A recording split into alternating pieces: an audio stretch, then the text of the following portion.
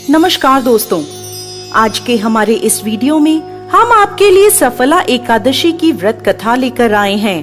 एक समय की बात है जब महाराज युधिष्ठिर भगवान श्री कृष्ण से अत्यंत महत्वपूर्ण प्रश्न पूछते हैं। हे जनार्दन, पौष मास के कृष्ण पक्ष में कौन सी एकादशी आती है और किस प्रकार इसका पालन करना चाहिए? कृपया इस बारे में मुझे बताएं।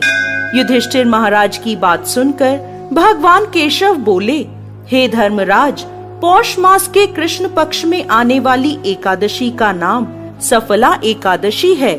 इस एकादशी के दिन भक्तों को भगवान नारायण के विग्रह की पूजा अर्चना करनी चाहिए। मैं आपको सफला एकादशी की पौराणिक कथा सुनाता हूँ, ध्यान पूर्वक सुनिए। एक समय चंपावती नाम की एक सुंदर नगरी थी, जहाँ माहिष्मत नाम के एक अत्यंत पराक्रमी और धर्मनिष्ठ राजा राज्य करते थे। उनके 4 पुत्र थे। राजा का सबसे ज्येष्ठ पुत्र लुम्पक सदैव पाप कर्मों में लिप्त रहता था। स्त्री दुराचार, जुआ खेलना, ब्राह्मण और शास्त्रों का अपमान करना, वैष्णवों की निंदा करना उसके लिए सामान्य कार्य थे। उनके इन पाप कर्मों का असर राज्य पर पड़ने लगा। एक दिन राजा माहिष्मत ने उसे अपने राज्य से निष्कासित कर दिया। लुम्पक राज्य के बाहर के एक जंगल में रहने लगा, लेकिन अभी भी उसकी पापमय प्रवृत्ति में कोई कमी नहीं आई। वो दिन में जंगल के प्राणियों का शिकार करता और उनके मांस का भक्षण करता था, और रात्रि के समय नगर में जाकर लूटपाट करता था। अनेक बार लोगों ने उसे चोरी और लूटपाट करते पकड़ा भी था, लेकिन लुम्पक के पाप कर्मों का अंत नहीं हुआ। वो जंगल में एक अति प्राचीन विशाल भगवान श्री हरि के प्रिय पीपल के पेड़ के नीचे रहता था। इस प्रकार काफी समय बीत गया। आखिरकार उसके जीवन के परिवर्तन का समय आ ही गया। एक दिन संयोगवश पौष मास की ठंड के कारण वो सारी रात सो नहीं पाया। शीत लहरों से बचने के लिए उसके पास पर्याप्त वस्त्र नहीं थे। पौष कृष्ण पक्ष की दशमी के दिन वो सारी रात जागता रहा। ठंड की वजह से उसका शरीर शिथिल हो गया और वह मूर्छित हो गया। अगले दिन एकादशी के मध्याह्न के सूर्य की गर्मी पाकर उसकी मूर्छा दूर हुई। गिरता पड़ता वो भोजन की तलाश में निकला। पशुओं को मारने में असमर्थ था, अतः पेड़ के नीचे गिरे हुए फल उठाकर वो वापस उसी पीपल के वृक्ष के नीचे आ गया। उस समय तक सूर्यास्त हो चुका था। इस असहाय स्थिति में अपने पूर्व जन्म के कर्मों के कारण उसने भगवान नारायण को याद किया और कहने लगा, हे प्रभु, मेरी क्या स्थिति हो गई है।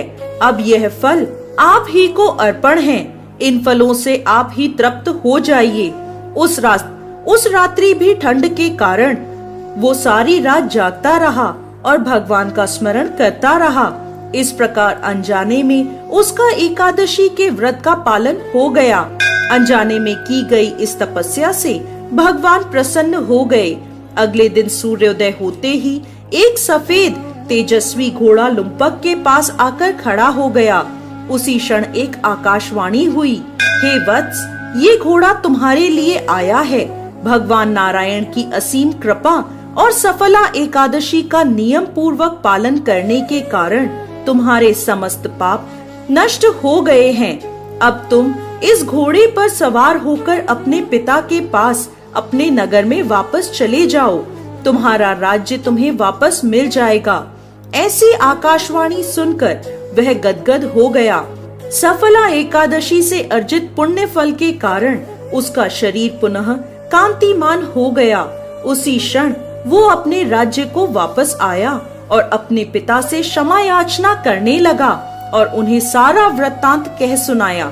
उसके पिता ने जब उसे समस्त सद्गुणों से युक्त देखा तो वह अत्यंत प्रसन्न हुए और लुम्पक को राज्य का कार्यभार संभलाकर वो वन को तपस्या के लिए चले गए।